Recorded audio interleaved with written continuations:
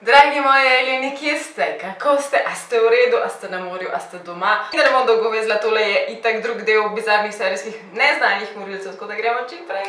Na 6. mestu imamo človeka, serijskega morilca, Robert William Pickton. Je bil pig farmer oziroma rejec prašičev v British Columbiji. V bistvu to stvar je počel skupaj z bratom. Okan bom mogla zapreti. Skratka, on njegov brat sta si delila to čudno, sumljivo prašiče rejo, navzven je bila sumljiva, ampak nikoli niso točno mogli prste gor postaviti. Zakaj? Do leta 1997, ko je bil pa končno aretiran za poskus umora seks delavke. In zgodba bi se tukaj zaključila, če ne bi naprej stopil en možakar, ki je delal na tej kmetiji, na tej farmi in je rekel, meni so te stvari tukaj res čudne, ker ženske prihajajo na to kmetijo, ampak ne odhajajo z te kmetije, tako da pejte preveriti. Itak imate že nek alibi, da imate smisel, da ga ste preveriti, če je eno skoraj ubil. Jaz si takrat spomnil opcije, da preverijo za fireworks kmetijo. Zdaj jaz to dvomam, da pomeni rakete, možno je, ampak po mojem bolj v smislu, če so kakšne vnetljive stvari. In našli so veliko več, našli so grozljive stvari. To najdel so dokaze za umor 6 ljudi takoj tam na mestu, kar pomeni ostanke 6 ljudi. V bistvu so bile to predvsem ženske. To še ni bilo vse, ko je bil on v zaporu svojih še 20 naknadnih, da so rekli 26 skup. Ampak to še ni vse. Ta človek se je v zaporu ves čas hvalil, da so ga ujeli eno žrtev, preden bi jih bilo 50.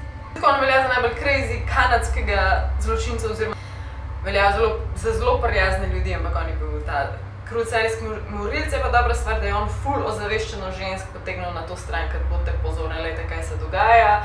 Sex work je pač res je kriza tam, koliko ženske zginjajo. Na 5. mestu imamo čudovitega, tako imenovanega co-ed killerja. Čudovitega rečem zaradi tega, ker je bil noro šarmanten. Takole jih je okoli prsta ujel, pa ne samo ženske, katere je ubil, ampak tudi policijo.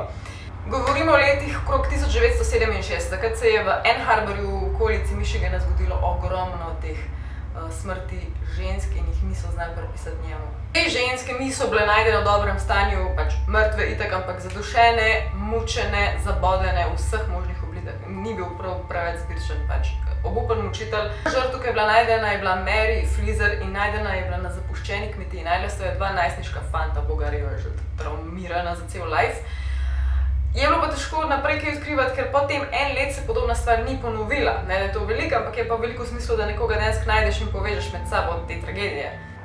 Naslednja za njemu je bila ena študentka in študentka je bila najdena z njemu in zato so ga tudi zaslišali. Ampak polk je bilo pa še 6 naslednjih žensk povezanih z njemu in so jih videli z njemu in je bila neka povezava z njemu, so rekli, ok, zdaj pa je nekaj na tem. Iskali so njegovo očarljivo hišo in so najdeli krvne madeže povsod, najdeli so, da je imel absurdno obsesijo z bondageom, torej ne vem, imam sliko dala. In poleg tega bondagea je imel tudi obsesijo s krutimi umori in pa mučenjem, se to gre precej z roko v roki in je še vedno v zaporu, ker je s tem po zadnjih podatkih dosmrtno. Na 4. mestu, preden pridemo do 3 najbolj zanimivih, imamo The Harr Brothers. One dva dejanska brata veljata za prva serijska morilca v zgodovini Amerike. Še ni veljala, da sta bila na napačni strani vojne, ker sta pobijala vse poprek. Ni jih zanimalo koga, ni jih zanimalo spol, ni jih zanimalo starost, nič jih ni zanimalo, ker jim je bilo na poti, sta praktično pobila.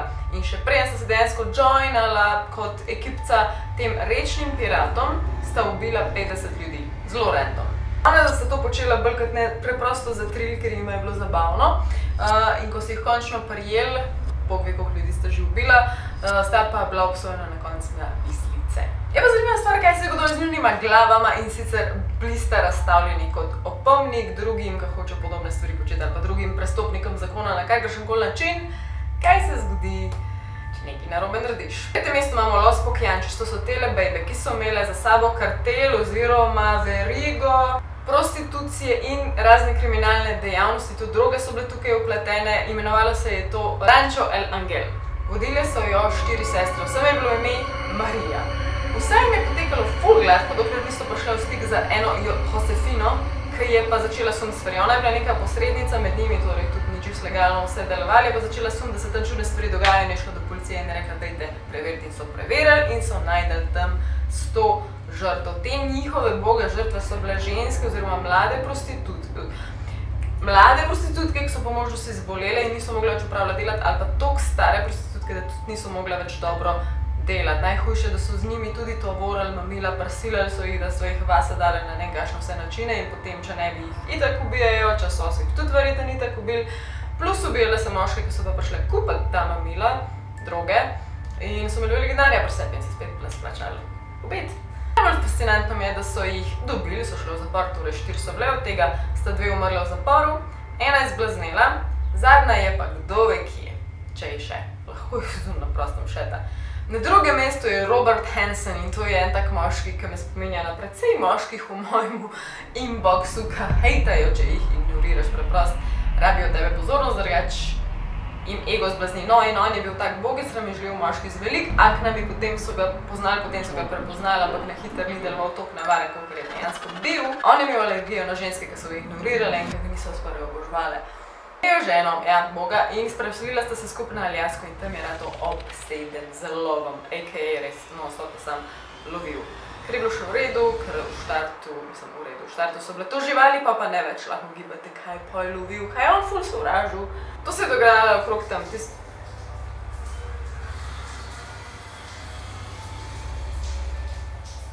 malo scary. To se je dogajalo tam okrog 1972.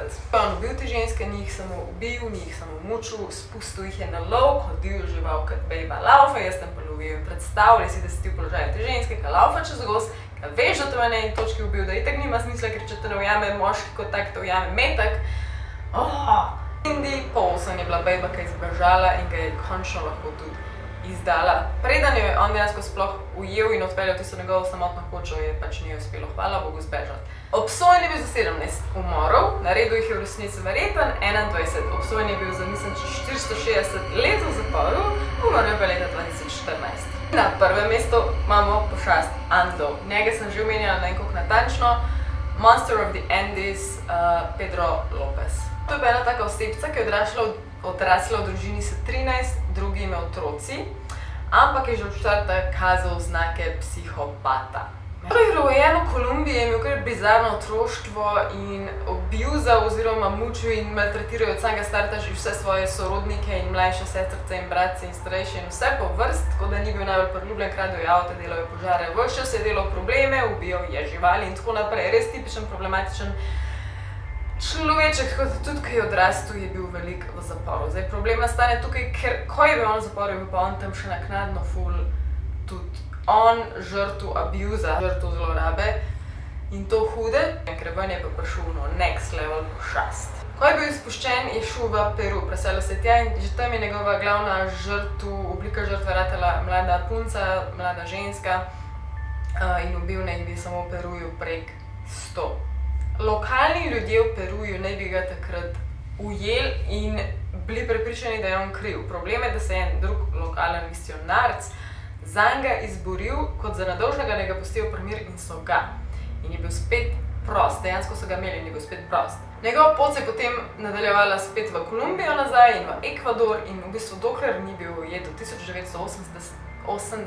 leta je ubil pod tekočemu traku. Zdaj pa pazi to. On je priznal 110 umorov.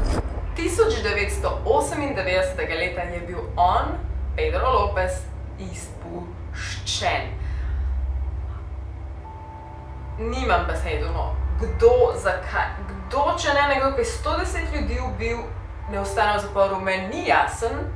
In kaj pol? Ja, valjda je bil spet osumljen za nov zločin, ki ga je verjetno naredil, nov umor, ampak ga nikdar niso najdeli. Na vse zadnje so dali v Guinnessovo knjigo rekordov njega kot človeka, ki je največ ljudi ubil. In to so pa, hvala Bogu, odstranili, ker res ne vem, kaj je tukaj za praznovati kot rekord, ker tega noben noče vedeti. In dragi moji, to je to za ta video. Upam, da vam je bil nadaljevanje všeč, oziroma da vam je bil tok pretresljiv kakor meni, pa da manj kuhate kakor meni kuha, ker sploh nimam besed, presežem. Radi se imejte, Alien Mama out. Bye!